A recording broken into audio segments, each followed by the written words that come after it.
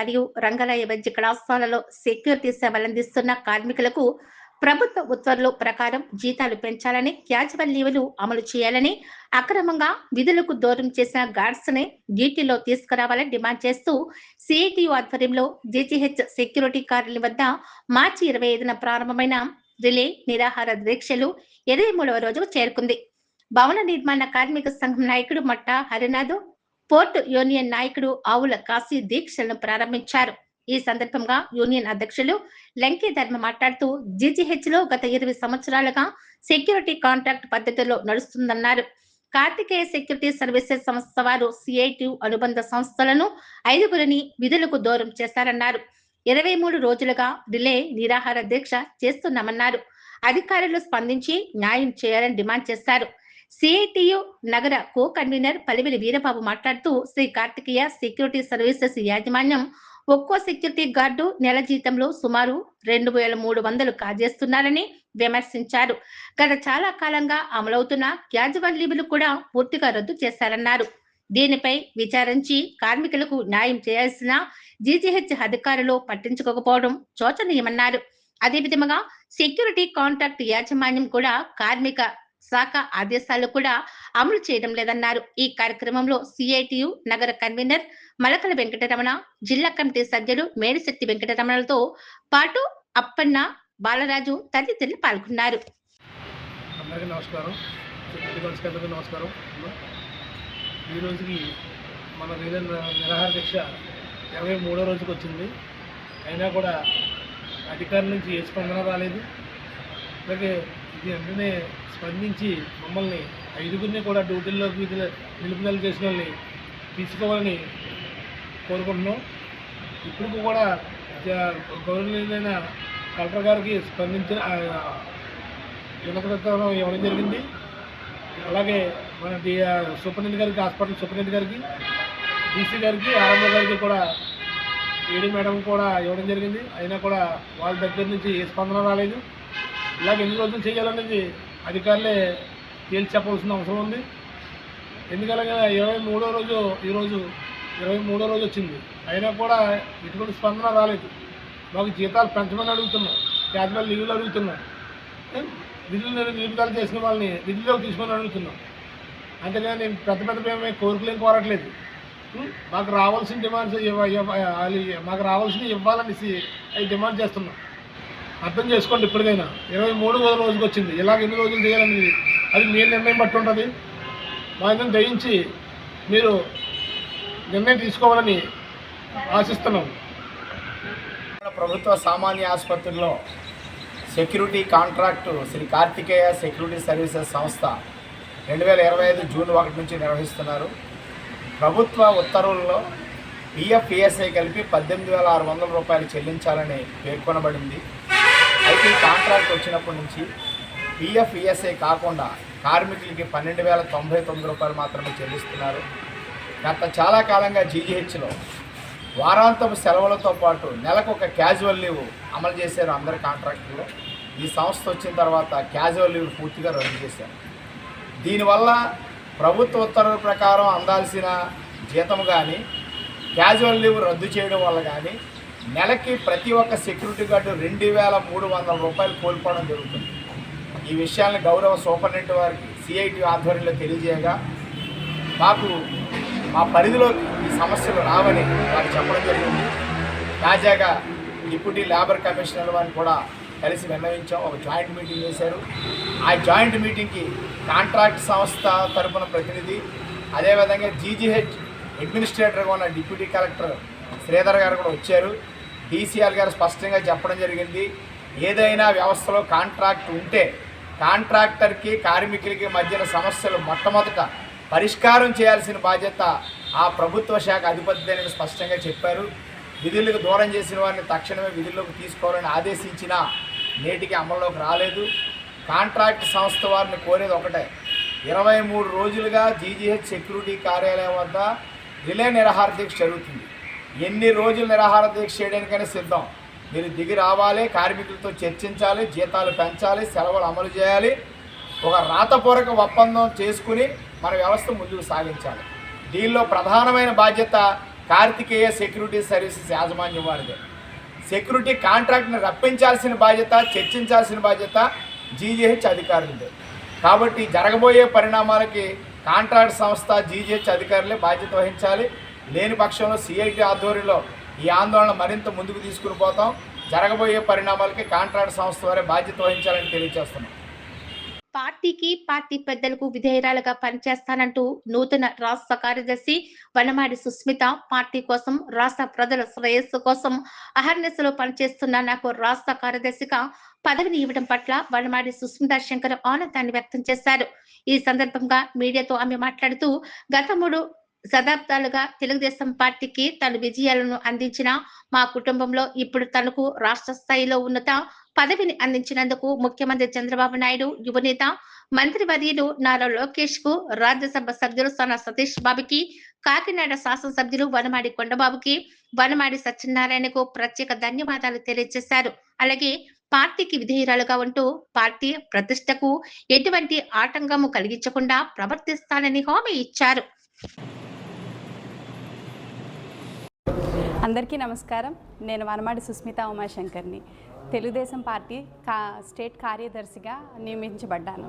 నాకు ఇటువంటి అవకాశం కల్పించిన పార్టీ అధినాయకులు చంద్రబాబు నాయుడు గారికి, యువ నాయకులు లోకేష్ గారికి, జిల్లాలో మా వెన్నంటే ఉండి మమ్మల్ని ముందుకు నడిపించిన రాజ్యసభ సభ్యులు సానా సతీష్ గారికి మా హృదయపూర్వక ధన్యవాదాలు.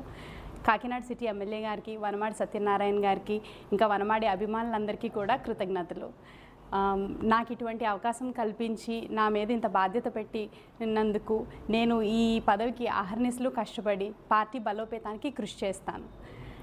తెలుగుదేశం పార్టీలో కష్టపడ్డ ప్రతి కార్యకర్తకి కూడా గౌరవం దక్కుతుంది. అది లేట్ అయినా సరే కంపల్సరీ జరుగుతుంది అన్నది మాత్రం నిమిషంలో రుజువైంది. ధన్యవాదాలు. దళితుల మీదకి దళితులను ఉసుగొలుపుతున్న జనసేన నాయకుడు అన్నం శ్రీరామమూర్తి కాజలూరు మండలం గొల్లపాలెం పోలీస్ స్టేషన్లో జనసేన నాయకుడు అన్నం శ్రీరామమూర్తి ఒక దళిత మహిళపై అనుచిత వ్యాఖ్యలు చేశాడని ఫిర్యాదు చేసి ఉన్నాము. కానీ అతనిపై ఎఫ్ఐఆర్ కట్టకపోగా అతను కాజలూరు మండలంలో ఉన్న దళిత జనసేన నాయకులని అందరినీ ఏకం చేసి దళిత మహిళపై తప్పుడు కేసులు పెడుతున్నందున శ్రీరామమూర్తి గొప్పోడని పత్రికా సమావేశం ఏర్పాటు చేస్తున్నాడు.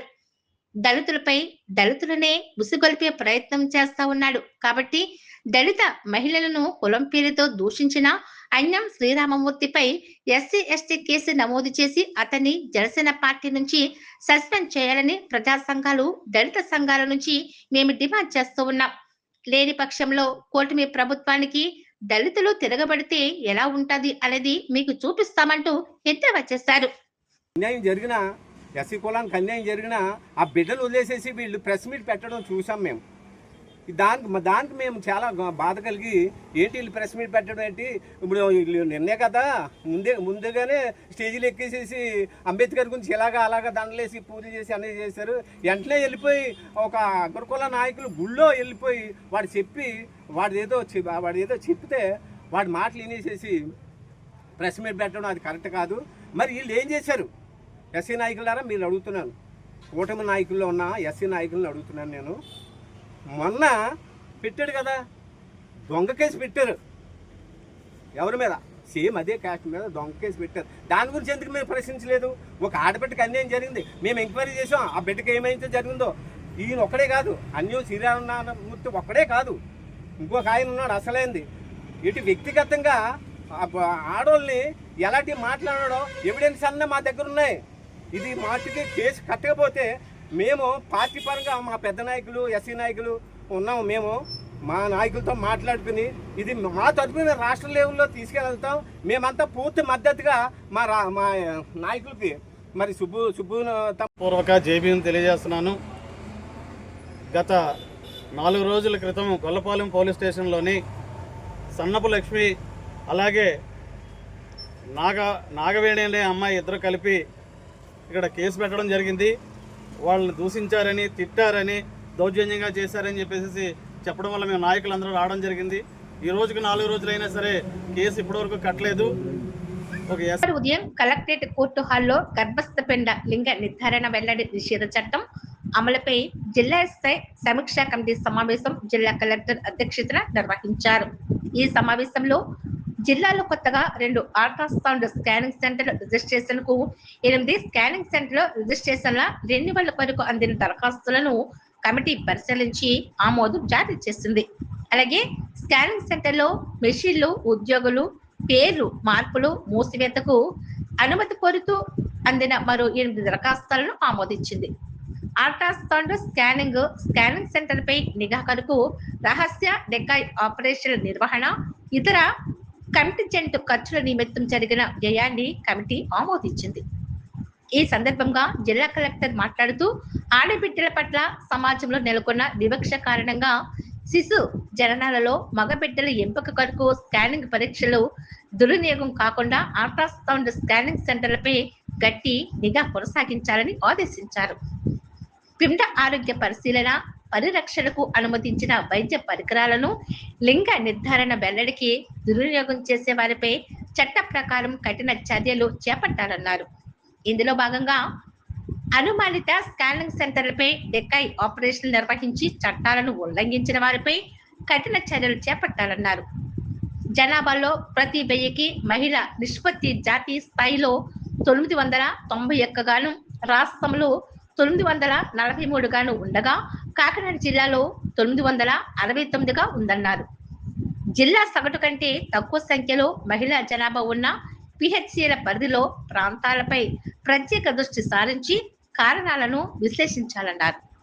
లింగ సమతుల్యత ఆవశ్యకత, లింగ వివక్షక నివారణ చట్టాలపై ప్రజలలో అవగాహన పెంపొందించి సామాజిక దృక్పథంలో మార్పు తేవాలని తెలిపారు. ఎందుకు వైద్య ఆరోగ్య శాఖతో పాటు విద్య, ఐసిడిఎస్ తదితర ప్రభుత్వ శాఖలు సమన్వయం పనిచేసి కలెక్టర్ కోరారు. ఈ సమావేశంలో DMHO doctor J Narasimha Nayak తదితరులు పాల్గొన్నారు. And you should also look at specific, I would say, birth of a boy child. Okay, అది కూడా మానిటర్ చేయాలి. So to start with, we will start with the sex ratio PHC wise. దాని తక్కువ ఉన్న area boy child, that there we will look at promoting the girl child, not just the health department. We should also have to work closely with women and child development, with the education department. Andartho kalisi one in a month may not be sufficient. We have so many scan centers. In Kaddapuram alone there are 46 of them, if I can recollect that. So effectively you have 136 this number. So maybe you should do more of inspections and more of decoy operations, and the decoy operation PHC nunchi they should know how many children are born, what. Pithapuram నియోజకవర్గంలో అగ్నిమాపక నియంత్రణ వారోత్సవాల్లో భాగంగా orchid global school నందు mark drill నిర్వహించారు. అగ్నిమాపక నియంత్రణ దినోత్సవాన్ని పురస్కరించుకుని పిఠాపురం పట్టణంలో రామ అగ్నిమాపక అధికారి సిఐ రామకృష్ణరాజు ఆధ్వర్యంలో ప్రతి స్కూల్లో పిల్లలు పాటించవలసిన సేఫ్టీ పద్ధతులు, తోటి వారికి ఏదైనా అగ్ని ప్రమాదం సంభవించినప్పుడు వారిని ఎలా రక్షించాలి, ఎటువంటి భద్రతా నియమాలు పాటిస్తూ తనని తాను ఎలా కాపాడుకోవాలి, మిగతా వారిని ఎలా కాపాడాలి అని తెలియజేశారు. అంతేకాకుండా అగ్ని ప్రమాదం సంభవించినప్పుడు ఏ మార్గం ద్వారా వెళ్ళాలి, ఎవరికి సమాచారం అందించాలి, వీటినన్నింటి ద్వారా పిల్లలు ఏమి నేర్చుకోవాలో వాటిని సూచనలు చేస్తూ వారి చేత చేయిస్తూ ప్రత్యేక అవగాహన కల్పించారు. ఈ సందర్భంగా అగ్నిమాపక అధికారి సిఐ రామకృష్ణరాజు మాట్లాడుతూ అగ్నిమాపక దినోత్సవం అగ్నిమాపక సిబ్బంది చేసే ప్రాణ త్యాగాలను గుర్తు తెచ్చుకుంటూ అగ్నిమాపక దినోత్సవం జరుపుకుంటున్నామని తెలిపారు. దీని ద్వారా హాస్పిటల్స్ నందు, కళాశాల నందు, పాఠశాల నందు, జన సమూహంలో ఎక్కువగా ఉన్న షాపింగ్ మాల్స్, అపార్ట్మెంట్స్ లో, ఇతర ప్రాంతంలో తీసుకోవాల్సిన జాగ్రత్తలు మరియు గృహోపకరాలలో వాడే గ్యాస్ మరియు విద్యుత్ అగ్ని ప్రమాదం జరిగినప్పుడు ఎలా బయటపడాలి, ఎటువంటి జాగ్రత్తలు పాటించాలి, అగ్ని ప్రమాదం జరగకుండా తీసుకోవలసిన జాగ్రత్తల కోసం వివరించడం జరిగింది. అనంతరం orchid global school management director Ravikishore Reddy మాట్లాడుతూ అగ్నిమాపక సంబంధించిన అధికారులు మా స్కూల్లో విద్యార్థులకు అగ్ని ప్రమాదం సంభవించినప్పుడు ఎటువంటి జాగ్రత్తలు తీసుకోవాలి, ఎలా బయటపడాలి అన్న దానిపై చాలా విశ్లేషణగా వివరించడం జరిగింది. ప్రతి సంవత్సరం ఈ కార్యక్రమాన్ని తమ స్కూల్లో నిర్వహిస్తామని తెలిపారు. ఈ అగ్నిమాపక వారోత్సవం అవగాహన కార్యక్రమంలో అగ్నిమాపక సిబ్బంది ఎల్ఎఫ్ హరిప్రసాద్, ఫైర్మాన్ సురేష్, డ్రైవర్ శ్రేణుబాబు తదితరులు పాల్గొన్నారు.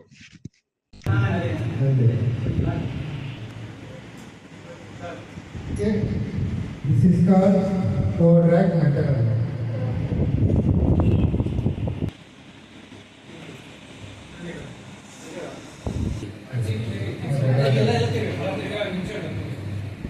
ఇది 2 hand seat method అంటారు.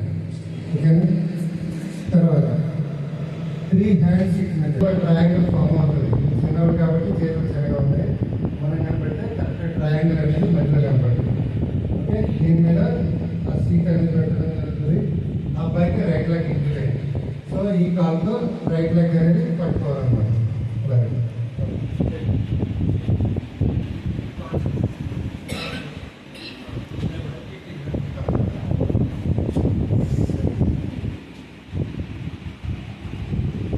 ఇది 3 hand seat method. ఓకేనా? స్క్వేర్ కానీ ఒక రెక్టాంగిల్ కానీ ఫామ్ అవుతుంది.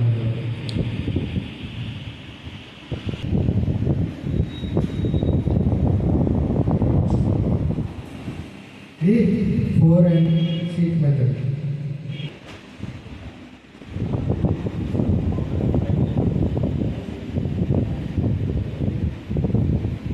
ఇందాక స్పేస్ అనేది ఎక్కువ అవసరం పైన ఎస్కేప్ అవ్వడానికి. ఇప్పుడు తక్కువ స్పేస్తో బయటికి తీసుకురావచ్చు. ఇది 4.5 మెథడ్.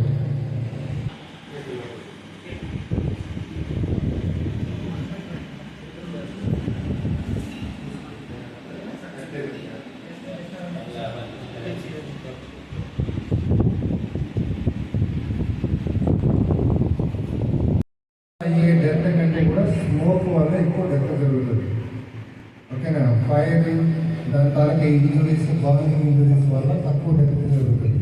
ఎక్కువ ఏంటంటే స్మోక్ వల్ల డెత్ అవుతుంది. సఫకేషన్, ఆక్సిజన్ అనేది అందక. సో అందుకని ఏం చేయాలి? ఇందాక మీకు ఆ వీడియోలో ఏం చూపించారు? ఈ 2026 అగ్నిమాపక వారోత్సవాల్లో భాగంగా safe school, safe hospital and fire safety society together for fire prevention అనేటువంటి థీమ్తో మేము ఏప్రిల్ 14 నుంచి ఏప్రిల్ 20 వరకు ఈ యొక్క అగ్నిమాపక వారోత్సవాలు అనేటువంటి ప్రారంభించడం జరిగింది.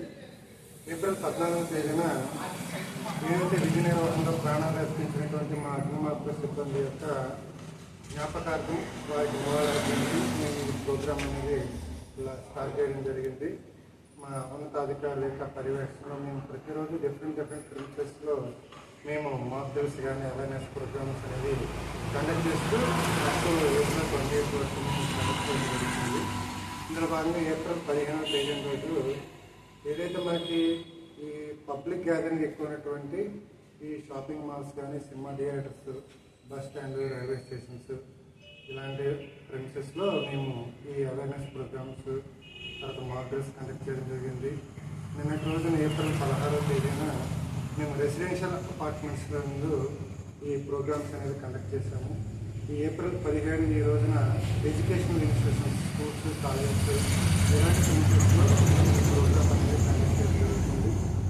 రేపు ఏప్రిల్ 18వ తేదీ నాడు ముఖ్యంగా మనకి ఎల్పిజి గోడౌన్స్ కానీ, పెట్రోల్ బంక్స్ కానీ, తర్వాత ఇలా డిఫరెంట్ ఇండస్ట్రీస్లో మేము ఈ అవేర్నెస్ ప్రోగ్రామ్ అనేది కండక్ట్ చేయడం జరుగుతుంది. ఏప్రిల్ 19వ తేదీ రోజు ఇన్స్టిట్యూషనల్ బిల్డింగ్స్ అంటే లైక్ హాస్పిటల్స్ దగ్గర మేము ఈ మాక్ డ్రిల్స్ అనేది అవేర్నెస్ ప్రోగ్రామ్స్ కండక్ట్ చేసి లాస్ట్ డే కంక్లూజన్ ఏప్రిల్ 28 నాడు మేము మా యొక్క ఇన్వెంటరీ మొత్తాన్ని డిఫరెంట్ స్టేక్ హోల్డర్స్ అంటే అంగన్వాడీస్ కానీ, లేకపోతే ఉమెన్ గ్రూప్స్ కానీ, సెల్ఫ్ హెల్ప్ గ్రూప్స్ కానీ, డ్వాక్రా కానీ ఇలాంటి డిఫరెంట్ స్టేక్ హోల్డర్స్ని ఇన్వైట్ చేసి మా ఇన్వెంటరీ మొత్తాన్ని మేము ఒకసారి వాళ్ళకి ప్రజెంట్ చేస్తున్నాము. ఈ ఫైర్ సర్వీస్ డిపార్ట్మెంట్ అనేది సొసైటీలో దాని యొక్క రోల్ ఏంటి, ఇంపార్టెన్స్ ఏంటి, అగ్ని ప్రమాదాలు ఎలాంటి చేపట్టాలి, మా దగ్గర ఏ ఎక్విప్మెంట్ ఉంది ఏంటి, ఇది మొత్తాన్ని మేము ఒకసారి డిస్ప్లే చేసి వాళ్ళకి చూపించి ఆ రోజు మేము ఈ యొక్క ఫైర్ సర్వీస్ డే 2026 అనేది కంక్లూడ్ చేయడం జరిగింది. కరెస్పాండెంట్ పిఠాపురం. అంటే ఫైర్ వీక్లీ ఫైర్ డ్రిల్ వారోత్సవాల సందర్భంగా ఇవాళ అనగా 17 ఏప్రిల్ ఈ రామకృష్ణరాజు గారు ఫైర్ ఆఫీసర్ పిఠాపురం వారు వాళ్ళ టీమ్ మెంబర్స్తో మా స్కూల్కి వచ్చి మా పిల్లలకి అవేర్నెస్ ప్రోగ్రామ్ అనేది కలిగించారు. So thank you for that. And first of all అంటే ప్రతి వ్యక్తి కూడా ఫైర్ సేఫ్టీ అనేది మనకి మినిమం బేసిక్స్ అనేది తెలియాలి ఎమర్జెన్సీ పర్పస్లో. సో దాన్ని క్లియర్గా వాళ్ళు వివరించారు మా పిల్లలకి అందరికీ కూడా. దానికి చాలా ధన్యవాదాలు. Thank you so much.